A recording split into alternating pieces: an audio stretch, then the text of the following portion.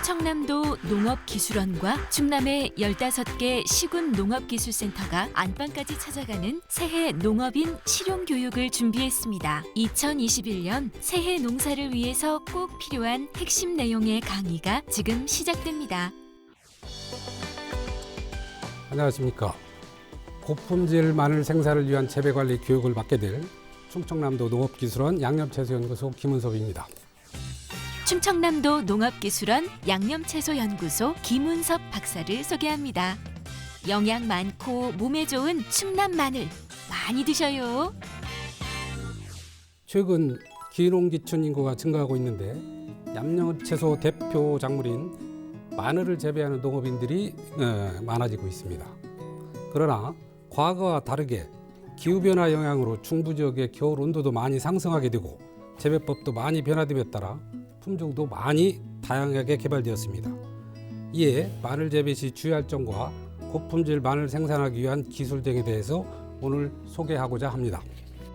주로 다루게 될 주요 내용은 마늘이 생태형으로 한지형과 난지형으로 구분하는데 각각의 특성에 대한 이해와 파종부터 월동까지 관리 방법, 수확에서 건조, 그리고 생육 중에 발생하는 병해충 발생 생태와 방제에 관해서 소개하겠습니다.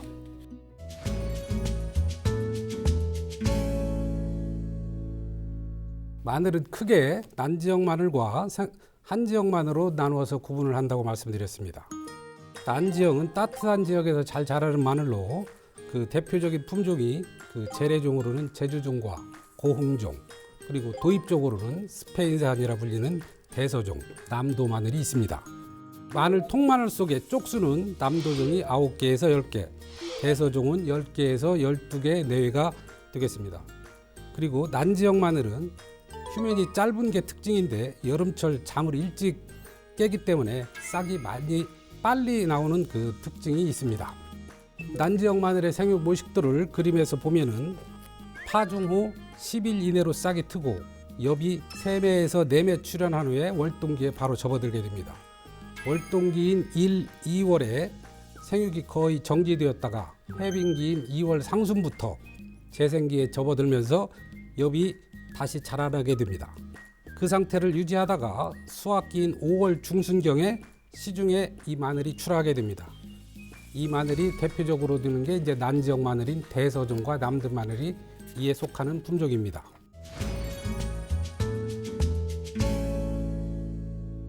한지형 마늘은 앞에서도 언급했듯이 추운 지역에서 잘 자라는 마늘이라고 했죠. 재래종으로는 우리가 많이 알고 있는 서산종, 의성, 삼척, 단양종 등이 있고 쪽수는 6쪽에서 8쪽입니다. 휴면 기간이 길어서 파종하고 나서 싹 나오는 시간이 오래 걸리고 난지형에 비해서 수량성이 낮은 게 그 특징입니다. 반면에 주요 기능성인 알리신 함량과 향이 풍부하고 맛이 좋아서 시중에서 고가의 마늘로 판매되는 것이 그 한지형 마늘의 특징이라고 할 수 있습니다. 한지형 마늘의 모식도를 그 그림에서 보면 난지형 마늘과 달리 10월 중하순경에 파종을 해서 뿌리 발근이 늦고 12월까지 지상부로 싹이 올라오지 않습니다. 그 상태로 월동기에 접어들게 되는데요. 월동기를 거친 후에 2월부터 다시 싹이 올라오기 시작해서 5월에 마늘종이 올라오고 땅속에 있는 구가 비대가 되는데 6월 하순에 수확을 하게 됩니다. 생육기 모든 생육이 난지형에 비해서 한 달 정도 이렇게 늦게 진행이 됩니다. 따라서 이에 맞는 비료 주는 시기나 병해충 방제에 난지형과는 다르게 관리해야 되는 게 주요 특징이 되겠습니다.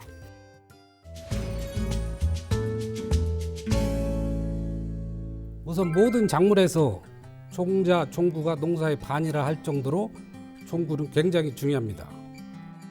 마늘에서도 씨마늘을 종구를 고를 때 그 지방에서 잘 적응된 우량한 종구를 선택하는 것이 가장 중요합니다. 출처가 불분명한 종구를 사용할 때 특히 해외에서 도입된 동구라든가 저온 처리가 된 종구를 씨마늘로 사용할 때는 생리장애인 구가 잘 형성되지 않는 스폰지 마늘이나 또는 겨울철에 월동기에 그 냉해 피해를 받은 그런 사례도 있기 때문에 그런 종구를 세심하게 선택하시는 것이 좋겠습니다. 그리고 마늘은 종자 번식이 아닌 영양 번식을 하는 작물이기 때문에 전년에 수확된 종구를 다시 심게 됩니다. 따라서 건전한 토양에서 생산된 마늘을 종구로 사용하는 것이 가장 중요하고요.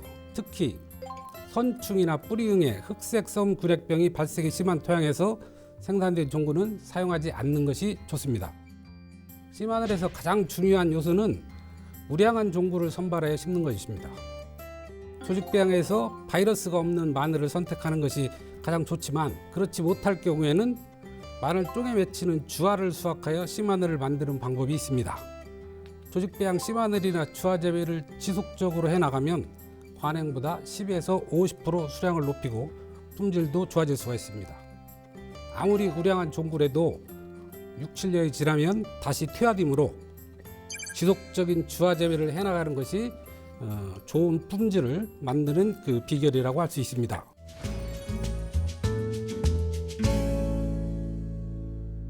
마늘은 지역별로 파종기도 다르고 마늘 심기 전에 어떠한 작물이 심겨져 있느냐에 따라서 파종기도 또한 변하게 됩니다. 그래서 마늘의 파종기의 폭이 넓은 편인데요. 난지형은 8월 하순부터 10월 상순까지가 가능합니다. 그러나 밭이 사정이 허락하는 한 일찍 파종할수록 수량이 많아지기 때문에 일찍 파종할수록 그 고품질 다수확을 할 수 있습니다. 그러나 일찍 파종한 경우에는 토양 병해충이 해를 넘기기 전에 감염되기 쉬우므로 반드시 병해충 방제에 신경을 써서 관리를 해야 됩니다. 한지형 마늘의 경우는 10월 상순부터 하순까지만 심으면 큰 무리가 없습니다.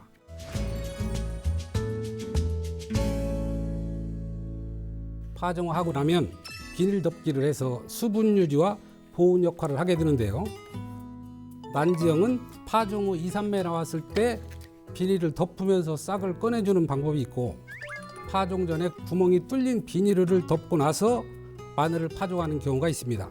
반면 한지형 마늘은 본격적으로 겨울이 시작되는 12월 상순경에 다시 한번 이중으로 피복을 해주는 게 좋습니다. 난지형도 이 시기에 비닐을 추가로 피복을 해주시면 겨울철 동해를 예방할 수가 있습니다. 이 상태로 월동을 유지하면서 이듬해 2, 3월에 다시 이중 비닐 피복을 제거를 해주시면 생육이 재생이 되겠습니다.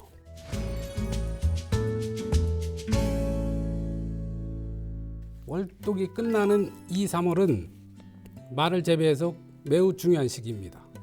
이때도 각각의 생태형에 따라서 관리를 다 달리 해줘야 하는데요.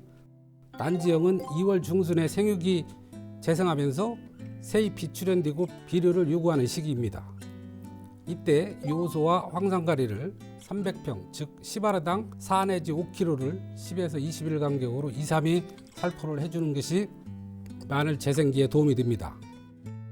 또한 이 시기에 잎집 썩은병, 즉 춘부병, 봄에 마늘 잎이 썩는 그런 증상이 있는데요. 그걸 예방하기 위해서 약재를 방제를 같이 해주는 것이 좋습니다. 한지형은 생육기가 좀 난지형 비해서 늦다고 그랬는데요. 생육이 좀 늦기 때문에 3월 중순에 싹거래기를 하게 됩니다. 이 시기에 난지형과 같은 방법으로 웃거름을 주어야 하고요. 그래야만이 생육이 다시 재생되고 촉진이 됩니다. 특히 한지형 마늘에서 중요한 것은 4월 중순 이전에 10일을 끝마쳐야 생리장애인 2차 생장, 즉 농가에서 말하는 벌말이라는 것을 예방할 수가 있습니다. 지온이 올라가는 것을 상승을 억제를 해야 되고, 그리고 4월 하순 이후는 질소가 관련된 비료를 절대 토양에다가 시비를 해서는 안 된다는 것을 저는 말씀을 드립니다. 피복 관리는 난지형의 경우 2월 중순에 이중 피복제를 제거하고, 한지형은 5월 하순경에 2차 생장을 줄이기 위해서 고락에 비닐을 걷어서 지온 상승을 억제해 주는 것이 좋은 방법이 되겠습니다.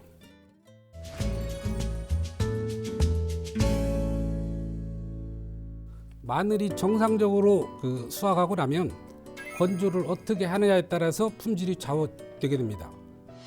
수확 후 건조해서 바로 수매하거나 판매하는 경우와 장기간 저장하여 오랫동안 수배하는 경우가 있습니다. 수확 후 저장 전에 수분을 제거해야만이 저장 중에 고품질을 유지할 수가 있습니다. 이때 마늘의 껍질의 수분은 함량으로 보면 14%, 줄기는 21%, 잎편은 65% 정도 건조해야 하는데요.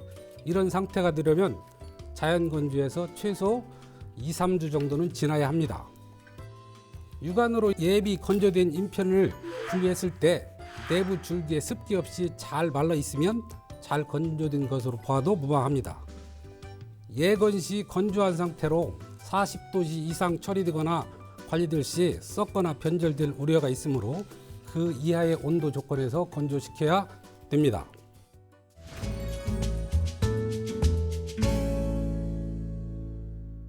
난지형, 한지형 모두 마늘의 치명적인 병이 잎마르병입니다. 입에 젓갈색 반점이 생기고 검은 곰팡이가 생겨납니다. 생육 초기인 4, 5월에 온도와 습도가 높을 때 주로 발생합니다. 한번 발생하면 급속히 번지고 입이 말라 죽게 되므로 땅속에 마늘이 비대되거나 멈춰버리게 돼서 수량이 현저히 감소하게 됩니다. 발병 초기에 예방과 치료를 할 수 있는 적용 약제를 반드시 살펴서 마늘 다수하게 잎마르병 방제를 철저히 해주시기를 당부드립니다. 다음은 녹병입니다. 쇠에 녹이 든 것처럼 병반이 생기고 심하면 황백색으로 변하면서 잎이 고사하게 됩니다. 비가 자주 오고 비료량이 부족할 때 주로 발생합니다. 품종별로는 대서마늘과 최근에 개발된 홍산 마늘에서 수확기 묘럽에 주로 발생하게 됩니다. 이것도 발병 초기에 적용 약제를 살펴하면 치료가 가능하게 되므로 적기에 방제해 줄 것을 당부드립니다. 다음은 무름병인데요. 마늘이 물러져 죽는 현상으로 썩으면서 악취가 풍기는 특성을 보입니다. 고온기인 32도와 35도씨에서 최적으로 발생하는 세균병입니다.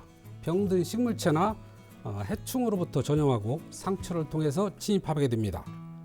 고온기에 비가 오거나 밭에 배수가 불량할 적에 주로 발생하는 되는 병으로 농작업 시 상처가 나지 않도록 주의해서 작업을 하셔야 합니다. 다음은 마늘 흑색 썩은 균핵병입니다. 난지형 마늘에서 특히 치명적인 병인데요. 가을에 흰색 균사가 뿌리와 인경을 덮었다가 봄에 온도가 올라가면서 발생하게 되는 병입니다. 토양 전염하는 대표적인 곰팡이병입니다. 흑색의 균핵을 형성하기 때문에 한 번 발생하면 방제가 곤란한 병이기도 합니다. 전염은 종구 전염, 인접 포장에서 농기계 등을 통해서 전파가 되기도 하고요.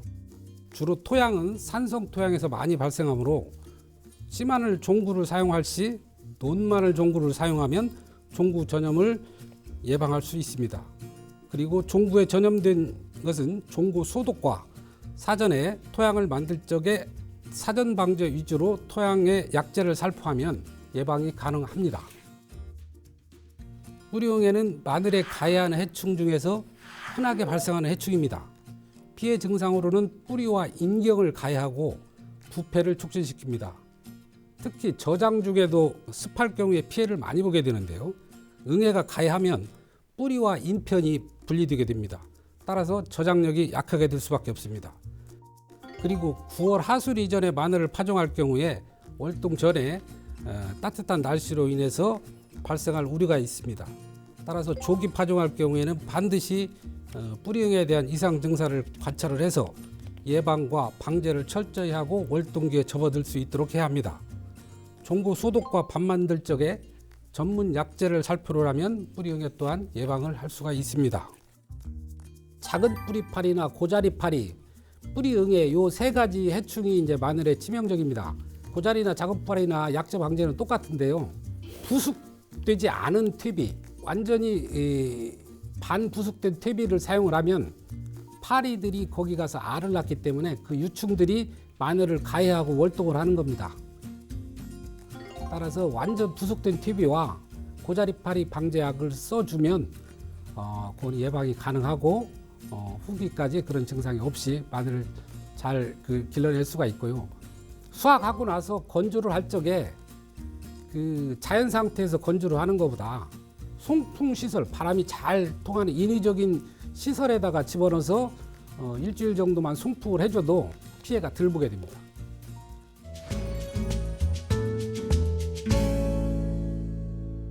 농가에서 가장 관심을 가지는 사항 중에 하나가 흑색 썩은 균핵병에 대해서 그 방제를 어떻게 하느냐, 그 방제 방법에 대해서 좀 자세히 가르쳐달라, 그런 요구가 많이 들어옵니다. 1차적으로는 종구가 감염이 되지 않는 종구를 사용하는 게 가장 좋은데요. 전전도나 안 그러면 다른 외지에서 사왔을 때 그 종구가 균핵병이 발생했던 토양에서 생산되지 않은 종구를 사용하는 게 가장 1차적으로 중요하고요. 감염이 됐다 하더라도 종구를 파종 전에 소독이라는 과정을 전문 약재를 통해서 하고, 소독이 끝난 후에 밭에서 잔존할 수 있는 병원구를 차단하기 위해서 기존에 개발된 약재를 투입을 한 후에 파종을 하면 1차적으로 가을에 균사가 침입하는 것을 예방을 할 수 있습니다. 그리고 일단 발생이 되고 이듬해 다시 증상이 발현되면 그 증상 주변으로 해서 방제 액제 위주로 해서 그 부위만 이렇게 방제를 해주면 주변으로 확산되는 것을 차단시킬 수가 있습니다. 종구와 밭과 발병을 했을 때 모두 다 방제를 과정의 지식을 쌓고 계신다면 농사가 전체 폐농하거나 이런 일은 없을 걸로 예상을 합니다.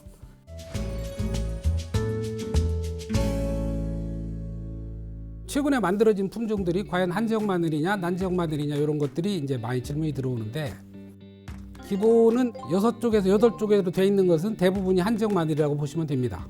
그리고 난지역 마늘은 쪽수가 많은 걸로 구분을 하시면 되고, 파종을 하고 난 후에 잎이 곧바로 올라오는 마늘들은 대개 난지역이라고 보시면 크게 무리가 없을 걸로 보여집니다.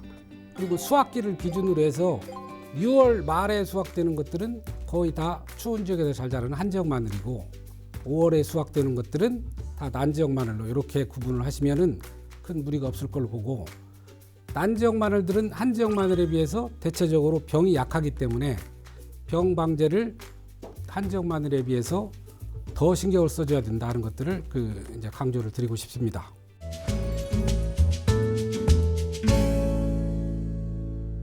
농촌진흥청에서 마늘을 교배해서 신품종을 만들어낸 홍산이라는 품종이 있습니다.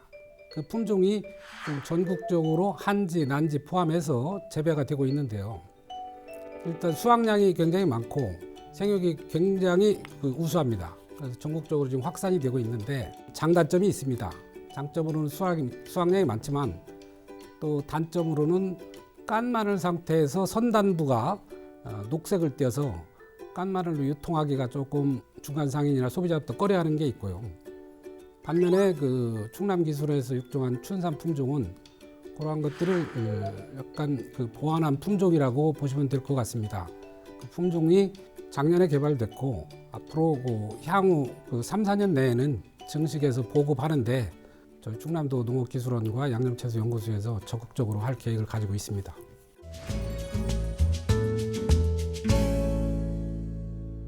코끼리 마늘은 근본적으로 일반 이 마늘하고 우리가 먹는 마늘하고 학명이 다릅니다.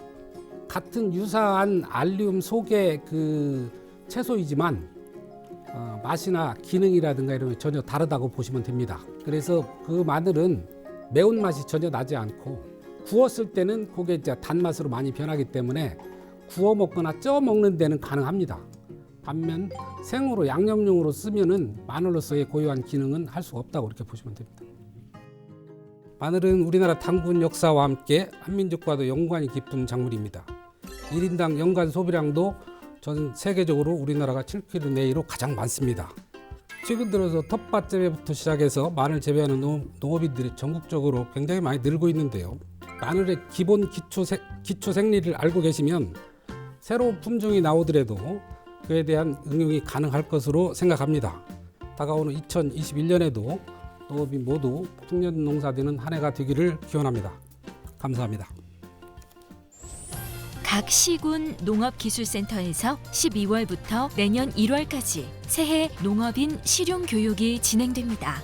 농촌진흥청과 농업기술원 그리고 시군 농업기술센터가 함께하는 새해 농업인 실용교육에 많이들 참여하셔요.